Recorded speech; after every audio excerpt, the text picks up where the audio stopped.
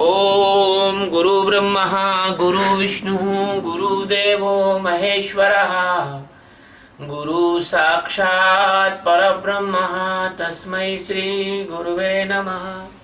ध्यानमूलं गुरुमूर्ति पूजामूलं गुरुपदं मंत्रमूलं गुरुर्वाक्यं मोक्षमूलं गुरुकृपा। सद्गुरु भगवान की जय। स्वामी जी महाराज की जय। शिवोहम।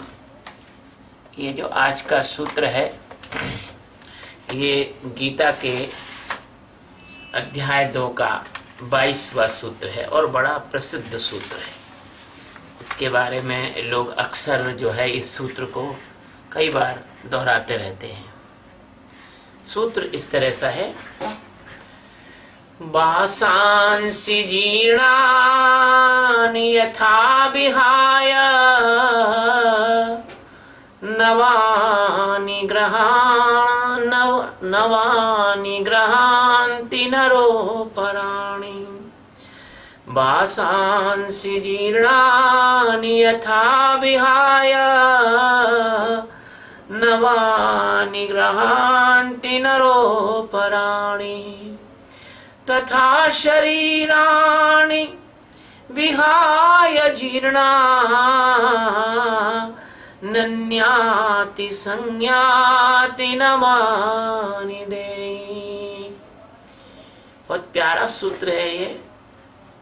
इसमें जो शब्द हैं उन शब्दों के अर्थ इस प्रकार से हैं कि वासांस यानी वस्त्रों को, जीर्णानि यानी पुराने, यथा यानी जैसे, विहाय यानी त्याग कर, नवानी यानी नए वस्त्रों को, ग्रहणाति यानी ग्रहण करता है, नर यानी मनुष्य, अपराणी यानी दूसरे, तथा यानी वैसे ही, शरीराणी यानी शरीरों को, विहाय यानी त्याग कर, जीर्णानि यानी पुराने, अन्यानि यानी दूसरे, संयाति यानी प्राप्त होता है, नवानी यानी नए शरीरों को, देही यानी ये बात। मोटा मोटी अर्थ इसका इस प्रकार है कि जैसे पुराने वस्त्रों को त्याग कर मनुष्य नए वस्त्र पहनते हैं, ऐसे जीवात्मा पुराने देहों को त्याग कर नए देहों को ग्रहण करता है।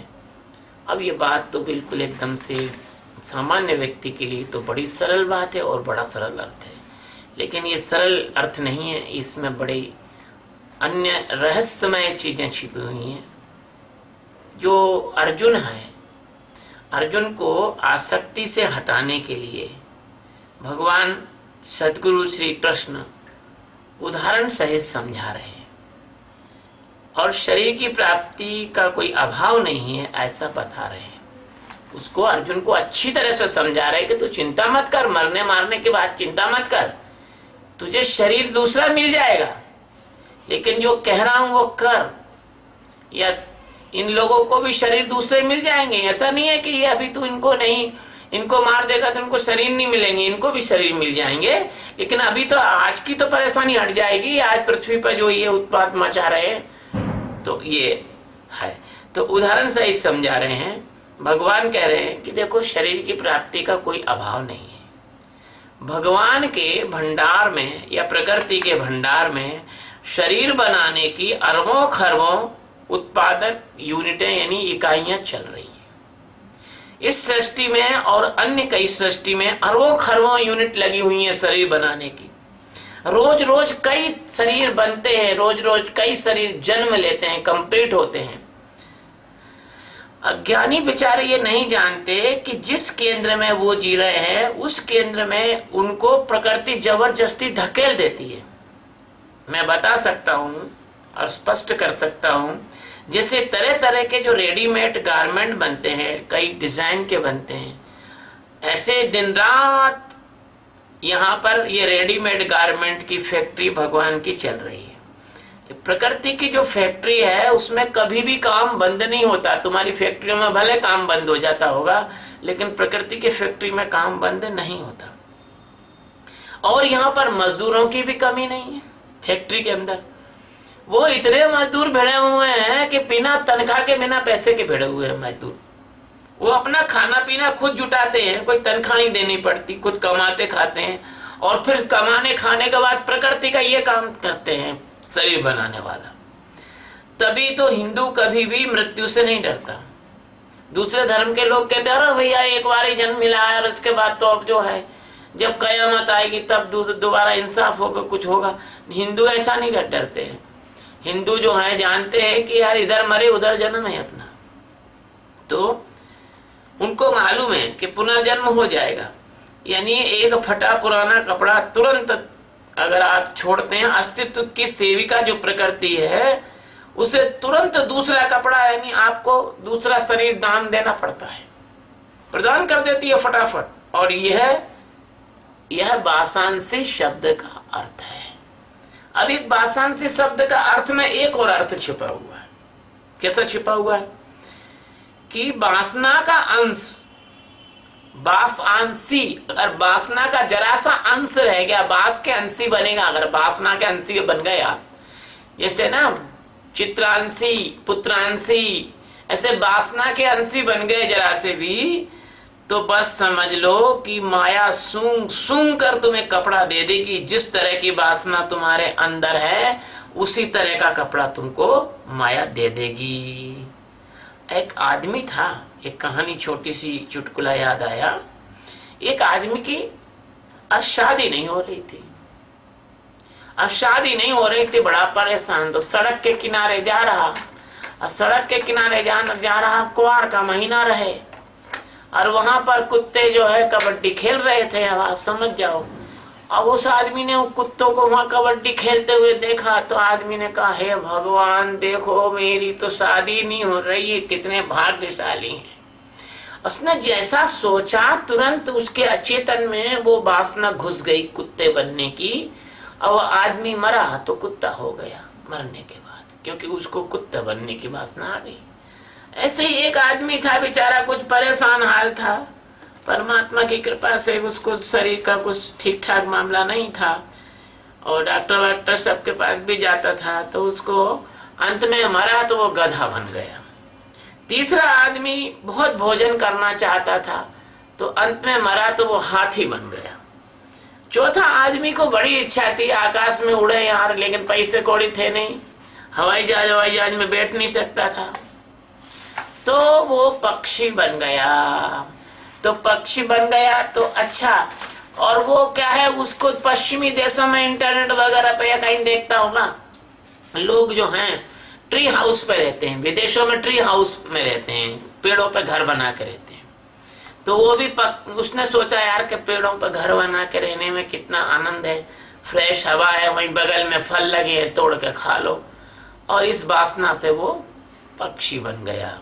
एक आदमी मछली खाने का बड़ा शौकीन रहे, तो वो मरने के बाद बड़ी मछली बन गया, मछली ही खाता रहा।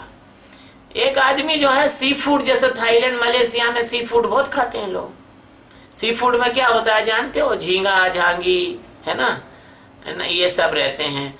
तो ये झींगा मछली वगैरह रहती है, ऐसे कीड़े मकड़े टाइप के रहते हैं, क्या नाम कहते हैं उसको, ऑक्टोपस होता है, और क्रेम केकड़े वेकड़े रहते हैं। तो वो आदमी बहुत शौकीन था ये खाने का। उन्होंने कहा ठीक है, तो उसको क्या हुआ कि समुद्र के अंदर वो ऐसा जीव बन गया जो यही जिंदा जो खाता रहा वो। तो ये है गीता का अर्थ। इस शब्द का गीता में एक जगह और कहा है अंतमता सोहगता। तो ये अर्थ है, काय का अर्थ है, ये वासांसी का है। जैसी जैसी तुम्हारी वासना होगी और वैसे वैसे तुम्हारे को शरीर मिलेगा।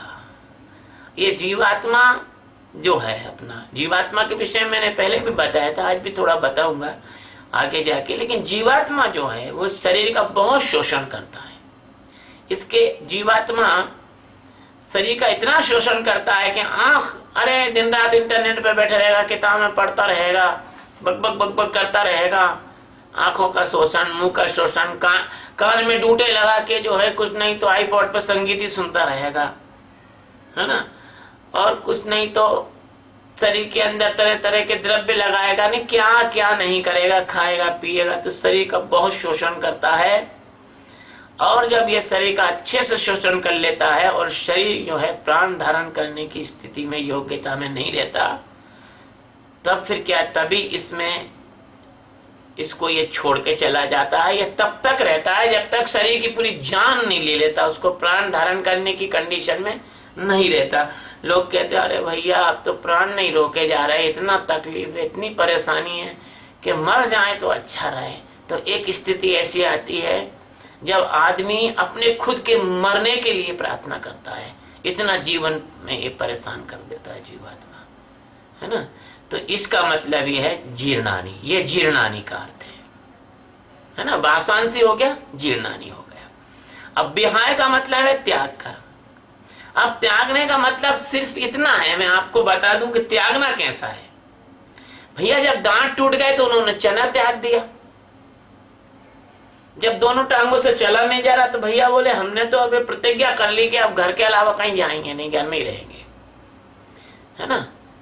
जब आंख फूट गई तो उन्होंने कहा हम तो ध्यान कर रहे हैं।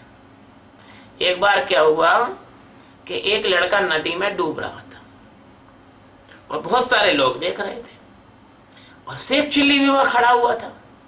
और शेख चिल्ली तैरना अच्छा जानता था, लेकिन शेख चिल्ली ने कहा कौन जाए। अचानक एकदम शेख चिल्ली धमाक से कूदा नदी के अंदर। ऊंचाई पे खड़े थे सब लोग और लड़का नदी में डूब रहा था और शेख चिल्ली कूदा और लड़के को बचा के ले आया। तो लोगों ने बड़ी ताली बजाई शेख चिल्ली को, बड़ी वाह यार आप तो बहुत बढ़िया आदमी हो यार। उन्होंने कहा महाराज जी वो तो ठीक है, लेकिन पर ये बताओ कि पीछे से मेरे को धक्का किसने दिया था। इतनी जोर से धक्का देते हैं मान लो मैं चट्टान से टकरा जाता तो ऐसे तुम्हारा विहाय है, ऐसा तुम्हारा त्याग है कि जब तो तुम्हारे शरीर में अब दम हम तो कुछ रही नहीं और तुम सोचते हो हमने तो त्याग कर दिया। तो कैसा त्याग करा है तुमने। फिर ऐसा तुम्हारा जब त्याग हो जाता है तो प्रकृति क्या करती है, तुम्हारा जबरदस्ती से त्याग करवा लेती है तुमसे कि भाई निकलो बस, शरीर में किराए का मकान है, मकान मालिक डंडा लेके आ जाता है, चलो खाली करो, नहीं बर्तन भांडे बाहर फेंक देता हूं मैं। ऐसे प्रकृति तुमसे त्याग करवा लेती है। अब फिर तुम नए कपड़े पहनते हो, उन्हें नए जन्म लेते हो, फिर इस नाटक कंपनी के गुलामों की तरह फिर दोबारा छोटे से बड़े होते हो, है ना। और फिर तरह तरह के नाटक फिर करने लग जाते हो जैसे तुम पहले कर रहे थे। और नरोपराणी का मतलब होता है नर दूसरे, नरो प्राणी, नर के अलावा और भी उपराणी यानी दूसरे। भैया ये जरूरी नहीं है कि तुमको जन्म के बाद मनुष्य का ही जन्म मिल जाए, ये जरूरी नहीं है। ये तो बड़ी करुण कहानी है। मेरे को एक बार क्या हुआ, एक गधा मुझे मिला। चूंकि मैं ब्रह्मवेत्ता हूं तो मैं गधों से बात भी कर लेता हूं। तो एक गधा मिला तो मैंने गधे से बात की कि भाई क्या हाल चाल है तुम्हारे। तो बोले यार हाल चाल तो गुरुजी ठीक नहीं है, बस ये शरीर में दम नहीं, बूढ़ा हो गया हूं, मरने की तैयारी कर रहा हूं। तो मैंने कहा भी गधा महाराज जी आप ये बताओ कि मरने के बाद आप जो है ना क्या जन्म लेना चाहते हो। तो गधे ने कहा कि देखो भाई मेरा जो है इस जन्म में मेरा अहंकार संतुष्ट नहीं हुआ। इस सामने जो है मैं धोबी का गधा हूँ, सामने कुम्हार रहता है, ये हर 2 साल में और हाट बाजार से 2 गधी खरीद के लाता है। और ये मेरा जो धोबी है ये मेरे को बांध बुंदा कर रखता है और बस घाट पे ले जाता है, कपड़े लाद के लाता है, रूखा सूखा भोजन दे देता है। और मैं वो गधियों को देखता हूँ वो हरा हरा घास खाती हैं और बढ़िया सुंदर गधियां हैं। और मैंने बहुत दिनों तक उनको ढेंचू ढेंचू करके आवाज लगाई, लेकिन अगर वो कभी पास में भी आना चाहती है तो ये धोबी मार मार के मेरे को अंदर कर देता है, कोठरी में बंद कर देता है। तो मेरी तो सिर्फ अभी एक ही इच्छा रह गई। गुरु महाराज बोले क्या कि मैं अगला जन्म लूं ना तो ये कुम्हार का गधा बन जाऊं यार, इसके सामने वाले का। लो वो गधे के जन्म में भी बोला कि अगर मैं कुम्हार का गधा बन गया गुरु महाराज तो हरी घास भूसा चारा और ये 2 गधैया मुझे विवाह करने को मिल जाएंगी। देखो भैया गधे के जन्म में भी आदमी गधा ही बनना चाहता है। तुम जैसे मनुष्य के जन्म में अगले बार मनुष्य बनना चाहते हो ना, ऐसे गधे के जन्म में भी आदमी गधा ही बनना चाहता है। एक 6-7 साल की लड़की थी, मैंने उससे ऐसे ही मजाक में पूछा कि बेटा तुझको मैं जादू से लड़का बना दूं। तो बोले नहीं गुरु महाराज, मैं लड़की अच्छी हूँ। मैंने कहा क्यों क्यों नहीं बनना चाहती है? बोले लड़के, कोई लड़का है ना पाजे पहन सकता है, ना हार पहन सकता है, ना चूड़ी पहन सकता है, ना बिंदी टिकी लगा सकता है, ना चोटी कर सकता है। लो, लड़की जो है वो लड़की बनना चाहती है, गधा गधा बनना चाहता है। वो बूढ़ा गधा जो है वो ये मनुष्य तक नहीं बनना चाहता। मनुष्य बनने का प्रस्ताव उसने खारिज कर दिया नए सिरे से। बोले मनुष्य कौन बने? मनुष्य बनेंगे तो कपड़े लत्ते लंगोटी पहनना पड़ेगी, और मनुष्य बनेंगे तो नौकरी चाकरी करना पड़ेगी। ऐसे क्या गधे, ऐसे गधा बनना पसंद है मेरे को, मनुष्य बनना पसंद नहीं है। और भी कई बातें उसने बताई गोपनीय, जो मैं यहाँ प्रवचन में नहीं बता सकता हूँ। मनुष्य की दुर्दशा बहुत सारी बताई उसने। तो इस प्रकार से जो धोबी का गधा है ना, वो गधा बनना चाहता है। ऐसे ही तुम्हारे कई शरीरों में जहां पर तुम जन्म ले लेते हो, कुत्ता, गधा, बिल्ली, हाथी, सूअर, तुम जहां भी जन्म ले लेते हो भैया, वहां कई जन्म लेते हो। फिर तुम एक जन्म नहीं लेते हो, कई जन्म लेते हो। क्यों? कि अगर तुम जो है, तुम्हारा मन बहुत शौकीन है और तुम्हारे शौकीन मिजाज मन की वासनाएं कभी पूर्ति नहीं होती हैं। अगर मेरी बात मत मानो तो मत मानो, तुम पलट के देख लो, अपने अंदर देख लो। तुम्हारी देखो, एक तुमको 2 महीने तक हम भिंडी की सब्जी और रोटी सिर्फ यही खिलाते हैं तो तुम एकदम पूंछ दबा कर भग जाओगे ऐसा। अरे यार गुरुजी ऐसा थोड़ी चलेगा। अरे भिंडी की सब्जी रोज थोड़ी खाएंगे, कभी गिल की, कभी तरोई, कभी कद्दू, कभी लौकी, कभी टिंडा, कभी दाल, कभी चावल, कभी पूड़ी, कभी कचौड़ी, कुछ तो खिलाओ। भिंडी की सब्जी रोटी। ऐसे ही तुम्हारा भोजन तुम बदलना चाहते हो, ऐसे कई डिजाइन के कपड़े तुम बदलना चाहते हो, ऐसे तुम नई कार बदलना चाहते हो, है ना, नई बाइक बदलना चाहते हो, नई बाइक बदलना चाहते हो। तुम्हारे तरह तरह के शौक हैं। तुम्हारे मन को जितने सारे शौक हैं प्रकृति के पास, उससे भी ज्यादा माल है। तुम चिंता मत करो।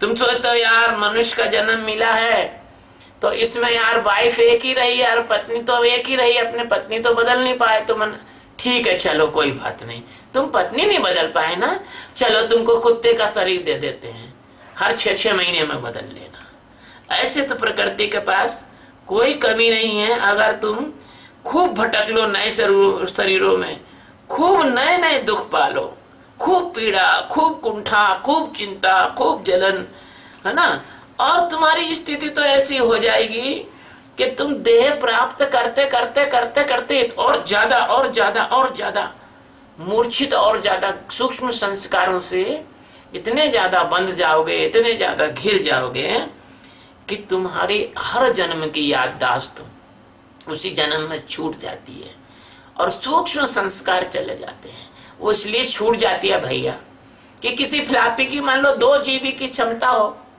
और 2 GB से ज्यादा डालोगे तो पहले की मेमोरी वो ऑटोमेटिक डिलीट हो जाएगी।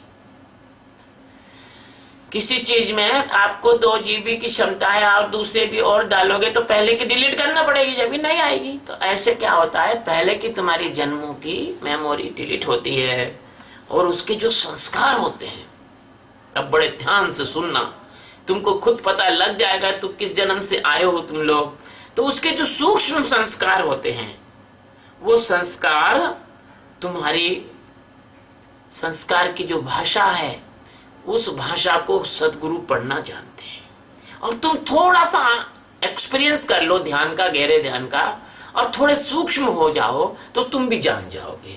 हम जान जाते हैं कौन व्यक्ति किस जन्म से आया है, हम उसके संस्कारों की पूरी पोथी पढ़ लेते हैं, है ना। यही कारण है कि हम तुम्हारे कई जन्मों का हिसाब और को हम तुम्हें बता सकते हैं, है ना। तो एक बच्चा था और मेरे पास आता था, तो वो घोड़े के जन्म से आया था। तो एक दिन में जब मुझसे पूछा गुरुजी मैं किस जन्म से आया हूँ, तो बहुत प्यार से पूछा और मैं रोक नहीं पाया। तो मैंने कहा बेटा तू घोड़े के जन्म से आया है। तो जितने सत्संगी थे उन्होंने उसको गुरु महाराज का घोड़ा नाम रख दिया। जब भी आता तो सब लेते गुरु महाराज का घोड़ा आ रहा है, बोले गुरु जी का घोड़ा आ रहा है। तो ऐसे करके तुम्हारे जो गूढ़ जो संस्कार है, वो जो तुम्हारी छोटी सी आदत कोई हम पकड़ के पता लगा देते हैं कि तुम पिछले जन्म में क्या थे। और जब तुम हो जाओगे एक्सपर्ट, ध्यान करते करते सूक्ष्म हो जाओगे तो तुम भी पता लगा लोगे। हमारे कुछ मित्र हैं वो पता लगा लेते हैं। तो ये अर्थ कैसा है? ये है संयाति का गूढ़ अर्थ है ना। और तुम नवानी यानी नए शरीर को जब प्राप्त करते हो तो कितना इतराते हो, कितना खिलाते पिलाते हो, कितनी आलिश मालिश करते हो कि अपनी आकृति को बिल्कुल फुला लेते हो, जैसे फुग्गा पूरा फूल जाए, है ना। और तुम जो है उस देह में रहने वाले जो देही है, जैसे गेह में रहने वाले को गेही बोलते हैं, ऐसे देह में रहने वाले को देही बोलते हैं। तो देह में रहने वाले देही को तुम जानते नहीं, तुम उसको पहचानते नहीं, क्योंकि आपके पास तो इस देह को जानने के अलावा कोई तो दूसरी दृष्टि है नहीं। आप तो ये जानते हो मेरी नाक कैसी हो गई, फुंसी हो गई, मेरे चेहरा कैसा हो गया, झुर्री तो नहीं हो गई, चलो फेस मसाज कर लें, मेरे पैरों में कैसा है, एक्सरसाइज कर लें। आप देह के अलावा जरा सी गड़बड़ हुई डॉक्टर के पास जाते हो, लाखों रुपए लगाते हो, इलाज कराते हो, फिजियोथेरेपी कराते हो, ऑपरेशन कराते हो। इस देह के अलावा तुम और किसी को पहचानते नहीं हो और तुम्हारी सारी की सारी ऊर्जा इसी देह में लगी रहती है, इसको संभालने में लगी रहती है। इसलिए आपके देही से पहचान कराते हैं तो वो ध्यान से कराते हैं। हम लोग ध्यान करा के आपको आपके जीवात्मा से तो कम से कम पहचान कराते हैं पहली स्टेज। और आपका जो सूक्ष्म शरीर है और जो कारण शरीर है, अब समझ लो कि देही कौन है, जीवात्मा कौन है। तो ये आपका सूक्ष्म शरीर है और ये कारण शरीर है, ये मिलकर देही बना है। इसमें सतोगुण रजोगुण तमोगुण, ये इसमें हाड़ मास समझ लो आप। सतोगुण रजोगुण और तमोगुण ये 3 गुण है ना, ये इसके हाड़ मास है। और सूक्ष्म तन्मात्रा है ना, ये इसकी तंत्रिका तंत्र है। और इसमें चेतना जो है वो स्फुरण है, मतलब एक मोमेंटम है। और अहंकार इसकी आकृति है। ये देही है, इसकी यात्रा कैसे होती है? वासना के जो संस्कार होते हैं उसकी, जैसे पाल वाली नाव होती है ना, वो हवा से चलती है, ऐसे वासनाओं के संस्कार की जब हवा चलती है उधर ही चले जाता है। कामनाओं की दिशा में जाता है। इसकी दिशा क्या है? कामना की दिशा। जैसी कामना होती है वैसे ही ये देही उन देहों में जाता है। और ये देही को क्या क्या नाम दिए? देखो, इसी देह को जीवात्मा बोलते हैं, इसी देही को जीव बोलते हैं, इसी देही को कहते भैया प्राण निकल गए, प्राण बोलते हैं। इसी को कहते जान, भैया जान निकल गई, जान बोलते हैं। इसी को कहते पक्षी उड़ गया भैया, इसको पक्षी भी बोलते हैं। इसको प्राण पखेरु भी बोलते हैं, इसको रूह भी बोलते हैं। इस्लामी लोग इसको रूह भी बोलते हैं, अंग्रेज इसको सोल बोलते हैं। ये जो आत्मा है ना अपनी, ये आत्मा का अंग्रेजों के पास कोई भी शब्द नहीं है। ये सोल वो नहीं है, सोल यानी आत्मा नहीं होता, सोल यानी जीवात्मा होता है। और इसको गरुड़ पुराण में मृतात्मा भी बोलते हैं। तो इसके अनेकों नाम से ये जाना जाता है। चूंकि आत्मा तो भैया अखंड है, सर्वत्र है ना, और एक रस सब जगह मौजूद है। और आत्मा तो कहीं आती जाती है नहीं है, उसका कोई टोटा है नहीं। ऐसा थोड़ी कि तुम दिल्ली जा रहे हो तो इंदौर का आकाश उठा के दिल्ली ले जाओगे कि भैया ले चलो, इंदौर में आकाश नहीं मिलेगा है। तो ऐसे आत्मा आकाश के भांति है, वो तो सब जगह है ना। लेकिन जो जीवात्मा है ये पर्टिकुलर होता है। तो ये जो तुम्हारा आत्मा में आना जाना तो होता नहीं, परंतु अज्ञान के रसों में डूबा हुआ यह तुम्हारा देही, ये तुम्हारा जीवात्मा एक शरीर से दूसरे शरीर में भ्रांति वश जाता है। ध्यान से सुन लेना, भ्रांति के वश जाता है, अज्ञान के कारण जाता है। और ऐसा लगता आता जाता प्रतीत होता है, वैसे तो कुछ आता जाता है नहीं। ज्ञान प्राप्त कर लो तो सब पोल खुल जाएगी इस बातों की। लेकिन ये तुम्हारी भ्रांति के कारण तुम्हें ऐसा प्रतीत होता है। और फिर मैं संक्षेप में इस बात को फिर कहना चाहूंगा प्यारे बच्चों कि देही नाम जीवात्मा का है, देह का नाम शरीर का है। जैसे मनुष्य रुचि, ऋतु, अवसर, मौसम है ना, चलन के अनुसार अपने कपड़े बदलता है, ऐसे ही ये जीवात्मा वृत्ति, वासना, अपने अंदर के व्यामोह के कारण तरह तरह की देहों को पहनता और उतारता है। ये वस्त्रों के समान ये पुरानी जीर्ण शीर्ण फटी पुरानी जीर्ण शीर्ण देह को, है ना, भद्दी जो देह हो जाती है, खराब हो जाती है, उसको मन इंद्रियों के द्वारा रस लेकर और बुद्धि और चित्त अहंकार को मजा देने के लिए अगले देह को फिर पकड़ लेता है और इंद्रियों के दोहन के साथ इस देह को भी विषयों के साथ में चूस जाता है। जैसे सिगरेट पीने वाले भाई लोग और तंबाकू के साथ वो सफेद का कागज जिसमें सिगरेट बनती है उसको भी चूस जाते हैं, उसका भी धुआं खींच जाते हैं। ऐसे ये जो देही होता है ये देह को विषयों के साथ चूस जाता है, खत्म कर देता है, देह को खराब कर देता है ना।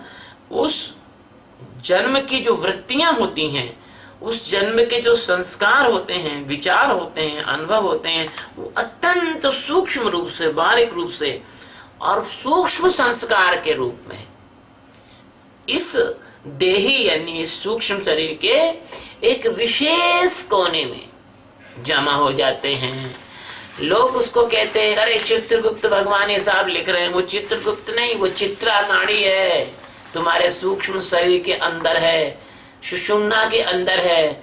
तो उसमें तुम्हारी पूरी फ्लाइट का रिकॉर्डिंग होता है। वो सूक्ष्म शरीर के अंदर जो संस्कार होते हैं वो रिकॉर्ड हो जाते हैं और बाकी की चीजें सब फेंक दी जाती है। तो जो वासना सबसे ज्यादा प्रबल होती है, जिसकी तृप्ति के लिए आपने जीवन भर अभ्यास किया है, आपका जीवन जिस केंद्र पर टिका हुआ है, वो जो वासना प्रबल होती है, जो आपके जीवन भर का निचोड़ होता है, एक्सट्रैक्ट होता है, उसके परिणाम स्वरूप आपका अगला जन्म होता है।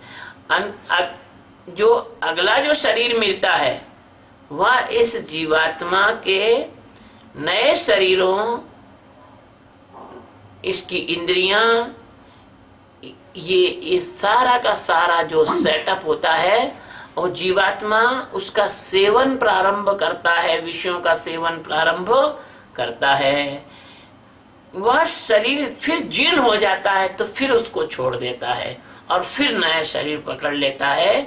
ऐसे शरीर छोड़ने और शरीर पकड़ने का, जन्म लेने और मृत्यु का क्रम लगातार एक वर्तुल के भांति, एक चेन की भांति, एक गोलाकार परिपथ की भांति चलता रहता है। जिससे कोलू का बैल घूमता रहता है, ऐसे आप घूमते रहते हो। अगर आप इस चक्र से मुक्त होना चाहते हो, अगर आप इस चक्र से बचना चाहते हो, अगर आप इस सूक्ष्म और कारण शरीर के पार आपके परमात्मा तत्व को जानना चाहते हो, परमार्थ तत्व को जानना चाहते हो, तो तुम्हें किसी सदगुरु के, सच्चे सदगुरु के पास बैठकर विशेष प्रकार का ध्यान करना पड़ेगा। जो आजकल चल रहा है ध्यान वो नहीं, विशेष प्रकार का ध्यान करना पड़ेगा।